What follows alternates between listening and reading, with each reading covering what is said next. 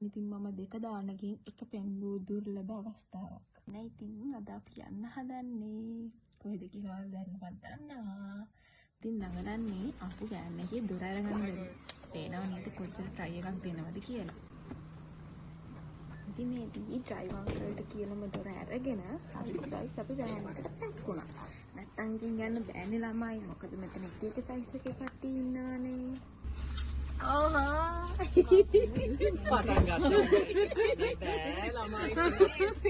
කතාවෙන් කතාව අපි ගාඩන් එක ළඟටම ආවා. බලමු ඉතින් අපි ඉස්සරහට මොකද වෙන්නේ කියලා. ඒකේ පිස්ස වගේ හැසිරෙන අපි එතනට ගිහිල්ලා හැසිරුනේ වැදගත් ළමයි විදිහට. නකෝ ඉතින් නේද මේ අපේ ලොකු අක්කා අපි හැමෝටම ටිකට්ස් බෙදන ලස්සන. සේ අපි ටිකට්ස් එහෙමත් අරගෙන එතන චුට්ටක් ඉඳලා ෆොටෝස් ටිකක් ගහලා ගාඩන් එක ඇතුළට තමයි ගියේ. අද අපි ගාඩන් එකට යන්න මේන් රීසන් එක උනේ කැම්පස් එකේ ලෙක්චර් එකකට අදාළ ලෙසන් එකක් කම්ප්ලීට් කරන්න.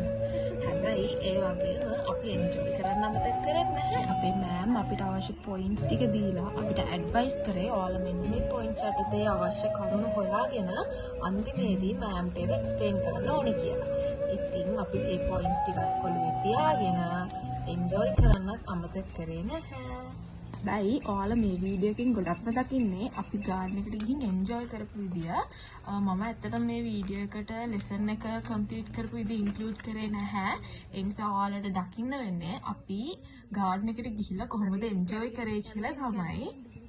හරි කැරගෙන තම එන්ජොයි කරා කියලා කිව්වට අපි එන්ජොයි කරේ නේචර් එක. ඇත්තට මේ දවස කියා ගන්න බැරි ගොඩාක් දේවල් අපේ හිතවලට දැනුණු දවසක්. පරිසරයත් එක්ක පරිසරයේ සුන්දරත්වයත් එක්ක අපි හැමෝම ජීවත් වුණු ලස්සන දවසක්. ඇත්තටම මේ දවස අමතක වෙන්නේ නැහැ. ඒක හිතෙන විදියට දුවලා පැනලා කැරකිලා වැටිලා බිම පෙරලිලා නිදාගෙන මාරව විදියට තමයි එදා දවස ගත කරේ. ඇත්තටම එදා නම් අමතක කරන්නම් බැරි දවසක්. ඇත්තටම අපි මේ ගෙවන ස්ට්‍රෙස්ෆුල් ලයිෆ් එකෙන් ඉක්තුලා අපේ මනසට පුංචි නිදහසක් දෙන්න ඕන නම් ඒකට කැන්ටින් නයිට් නම් කියන හොඳම තැනක් තමයි තියෙන්නේ. මාරම සුන්දරත්වයක් තියෙන මාරම නිදහසක් තියෙන තැනක්. පරිසරයේ සුන්දරත්වය විඳින්න පුළුවන් පරිසරයේ සුන්දරත්වය උපරිමයෙන්ම තියෙන තැනක්. ඉතින් ඔයාලා ගිහින් නැත්නම් අනිවාර්යෙන්ම දවසක් වෙන් කරගෙන ගිහිල්ලා ඔයාලත් සුන්දරත්වය විඳින්න. මේ විදිහට තමයි අද අපි අපේ දවස ගත කරේ.